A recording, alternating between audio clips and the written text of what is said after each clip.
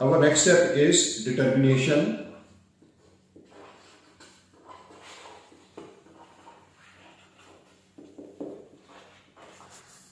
of refusal density.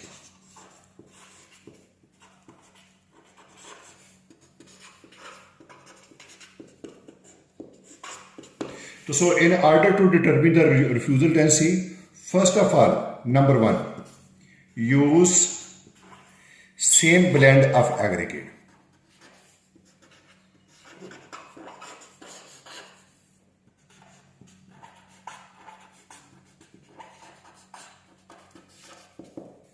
Second step, use upper limit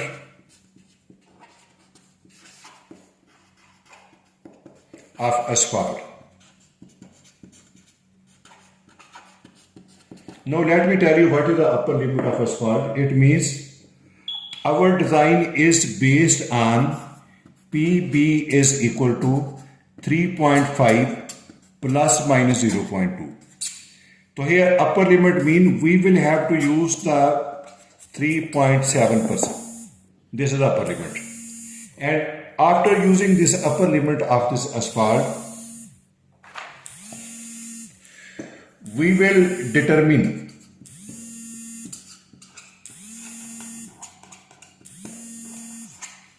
GMM. Why we need to determine the GMM? Because bitumen content is different. So as I have written you over here, this PB is equal to 3.7. Then we know that GB is equal to 1.0308. PS, percentage of aggregate, 100 minus 3.7. When I am going to put all of these value in the equation, and GSE you already know it is equal to 2.878. And I will put all these value in this equation. PS over GSE plus PB over GB. Just you will put this value and you will get the value of GMM is equal to 2.699. So this value we have determined. And second step, we are going to prepare the Marshall specimen with different compactive effort. So this is the third step, fourth step, preparation of Marshall specimen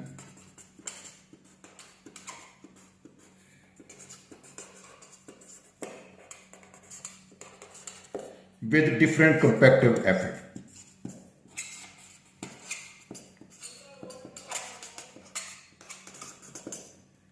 Compactive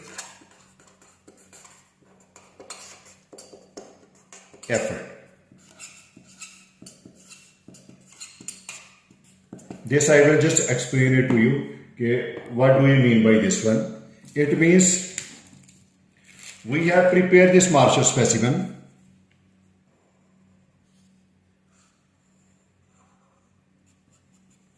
We have prepared the second Marshall specimen.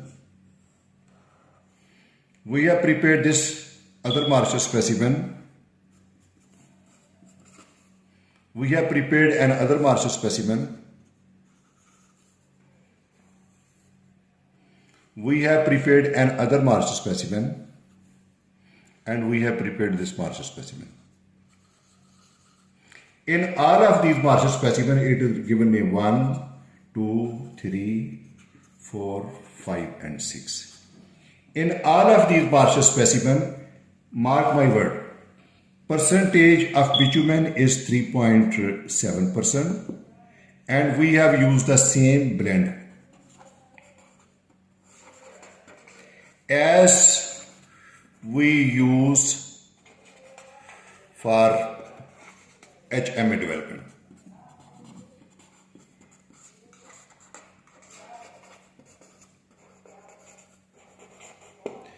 You see, I have used a different compactive effort.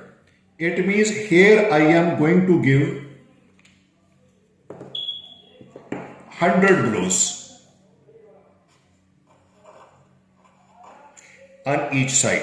Here I am going to give 200 blows on each side. Here I am going to give 300 blows on each side. Here 400 blows on each side, 500 blows on each side, and this is the 600 blows on each side. So it means that I have prepared this specimen with 100 blow on both sides. Here 200 blow means my compactive effort is increased. Here 300 my further compactive effort is increased. And as I am moving from one number to another number, my compactive effort is increasing. Now when we have found out that our compactive effort with increase our compactive effort, so then we have to determine the value of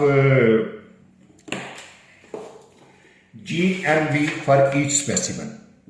So let me tell you, next in the step number 5, we have determined GMB for each specimen.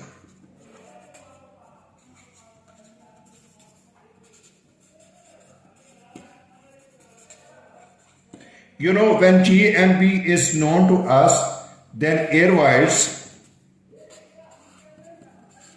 which I have represented by PA, can be found out GMM minus GMB over GMM into 100. So whatever these value I am going to show you in my table. So this is the table given over here. Same 100 below, 200, 300, 400, and this is the value of GMM, which we have already determined in the step 1. It is given over here. And here you see, for 100 below, the value of our GMB is 2.558. For the 200 below, 2.572. And for the 300 below, 2.58. And for the 400, 2.586. And here 2.596 and 2.601. You see from here, just for your easy understanding, please see this one. As compactive effort is increasing, you see increasing. Compactive effort is increasing. And here you see the value of GMB is increasing. You see this value. This value of GMB is increasing. But value of GMM will remain constant. As GMB is increasing, GMM will remain constant. The amount of air void will go on reducing. So as I have given you this equation, by using this equation GMM minus GMB over GMM into 100, I have calculated the air void. For 100 blow, air void comes out to be 5.2.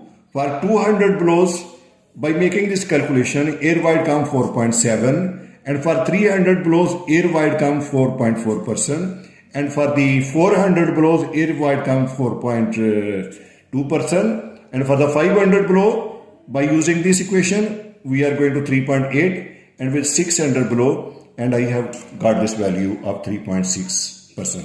But now I have not gone to the 700 because after this, the value of GMB was not increasing. So it is the maximum densified. So that is why, as per my observation, as per my understanding, when I have reached to this maximum value, this is my maximum value. Furthermore, compaction was not required. And over here we have calculated the amount of the air void which is given over here. So it is the just preliminary table which I have prepared for you. Now I want to tell you that why PA is greater than 3% required. Its answer is we have to use the rod in application. During the application, it is going to get densified. Number one thing, densify. And second thing, due to the movement, some provision for asphalt to expand, but without bleeding.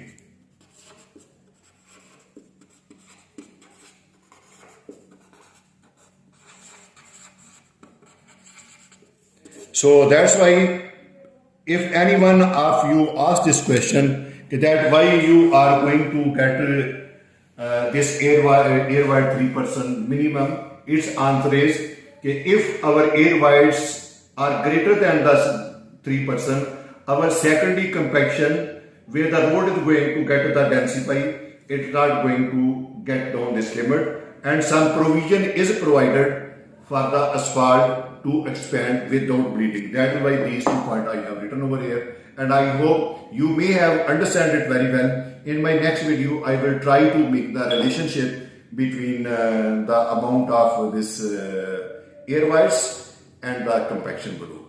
Thank you very much for seeing this.